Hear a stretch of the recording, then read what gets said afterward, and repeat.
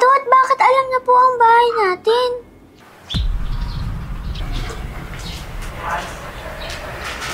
Carrie? Bakit ka nandito? Halika, pasok ka! Kasi magpapahinga na kami ng mga kapatid ko. Luna. Very good, Luna. Sumusunod ka na sa akin. Sa susunod na araw, mapupunta na sa katawan mo ang kaluluwa ng anak ko. Gusto mo ba yon?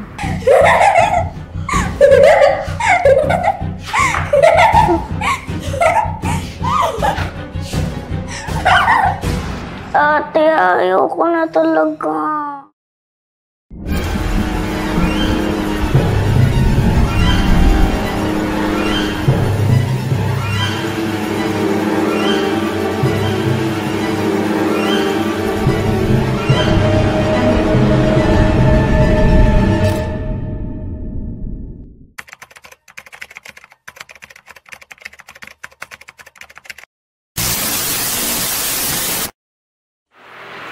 Miss Carrie, mawalang galang na pero kailangan niyo na umuwi dahil kailangan na magpahinga ng mga kapatid ko.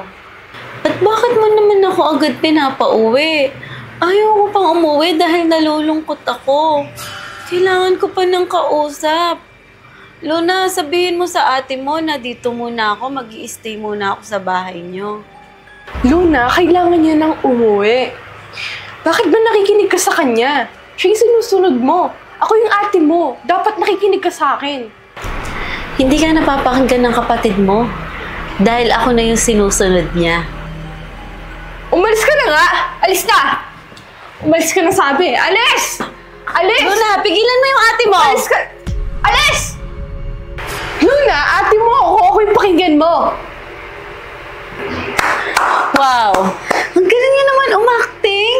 Pwede na kayong maging artista! Ang galing!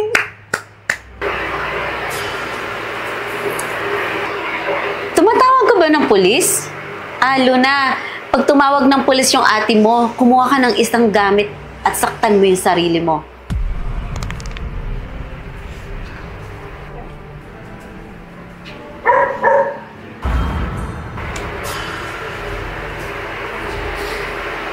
Luna, ano ba yung ginagawa mo? Huwag mo sasaktan yung sarili mo! Anong ginawa mo sa kapatid ko? Yung candy na binigay ko sa kanya, ayun yung dahilan kung bakit sumusunod siya sa akin ngayon. Ano bang kailangan mo sa amin para tigilan mo na kami? Ibibigay mo ba? Oo, lahat ng gusto mo ibibigay ko. Tigilan mo lang kami. Ibigay mo sa akin yung kapatid mo, si Luna. Ano? Hindi ko ibibigay sa'yo yung kapatid ko.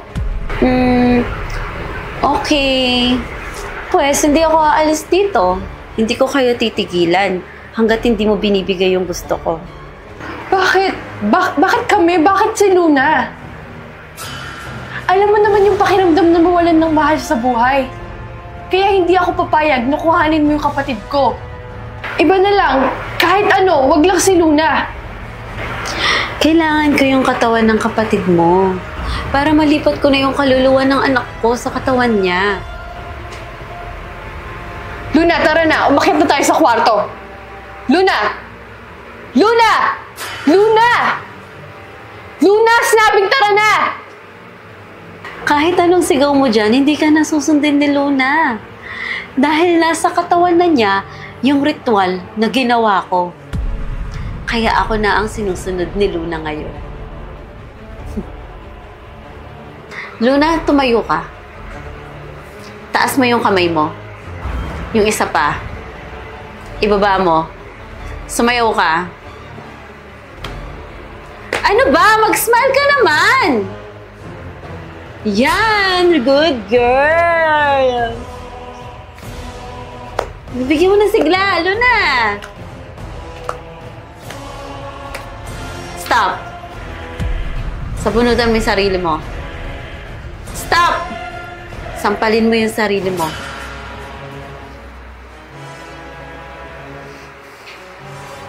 Luna, umupo ka.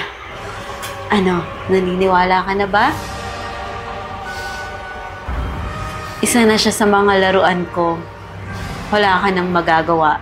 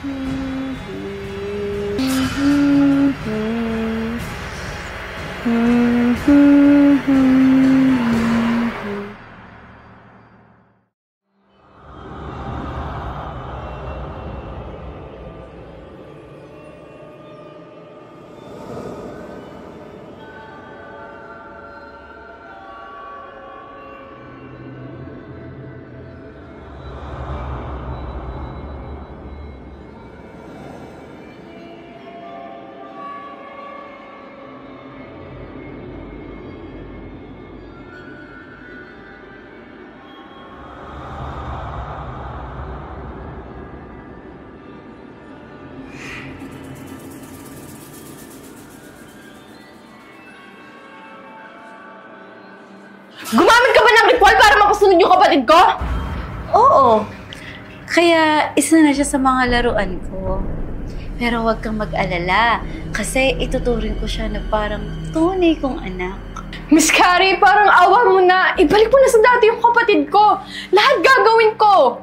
Alex, alam mo naman yung gusto ko, di ba? Para tigilan ko na kayo. Pero wag si Luna.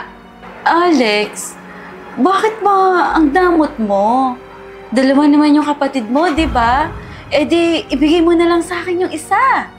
Hindi hayop ang kapatid ko. Hindi ko siya pinamimigay at hindi siya binibili. Ano ba karapatan mo sa amin? Hindi mo ba nakikita na hirapan na yung kapatid ko? Maawa ka naman!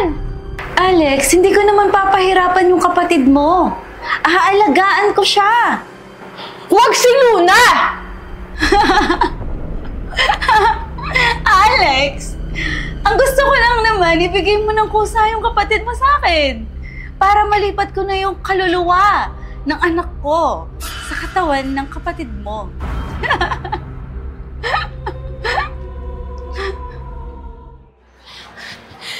Nandito lahat ng pera at ng alahas ko. Kunin mo na lahat at umalis ka na! Okay, sige. Luna, higa ka dito.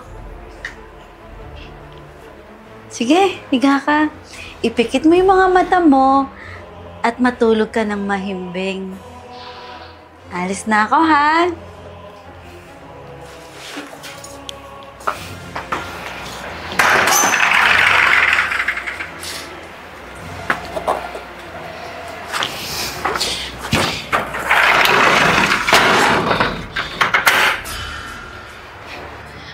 Luna!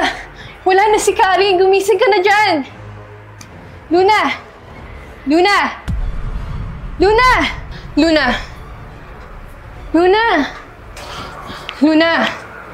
Luna! Luna!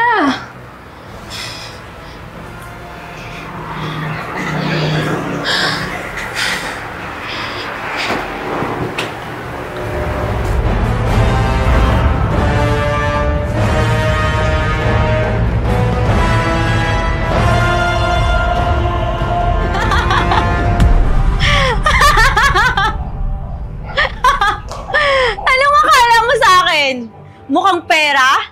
Magnanakaw? Nagkakamali ka, Alex. Ayan yung hirap sa inyo eh. Akala nyo, nabibili lahat ng pera. Hindi ako titigil hanggat hindi ko nakukuha yung katawan ng kapatid mo. Hanggat hindi mo siya binibigay ng kusa sa akin.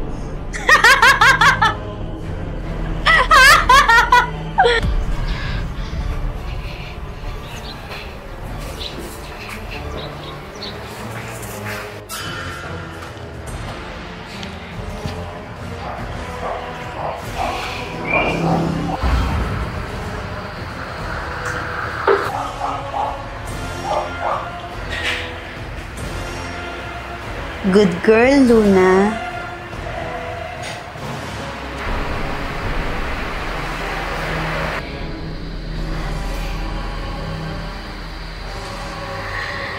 Mag-isip-isip ka na, Alex! Dahil wala ka nang magagawa.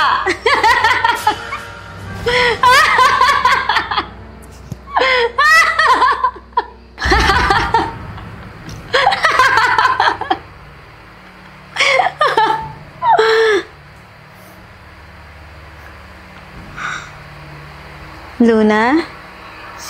Luna? Gumising ka na dyan, ha? Luna, namimiss mo ba yung mama mo? Opo, namimiss ko na po siya. Luna, tandaan mo ito, ha? Simula ngayon, ako na yung mama mo. Opo, ikaw na po ang bago kong mama. Ang sarap naman sa pakiramdam na matawag ulit ako na mama. Luna, namimiss ko na yung anak ko. Namimiss ka na din po niya. Luna, kausapin mo yung ate mo na pumayag na siya na sumama ka sa akin. Hindi siya papayag sa gusto mo. Bakit naman? Aalagaan naman kita na parang tunay na anak ko. Mahal din ako ng ate ko kaya hindi siya papayag na kunin mo ako. Luna, kailangan pumayag ng ate mo. Gawin mo ang lahat para mapapayag mo siya.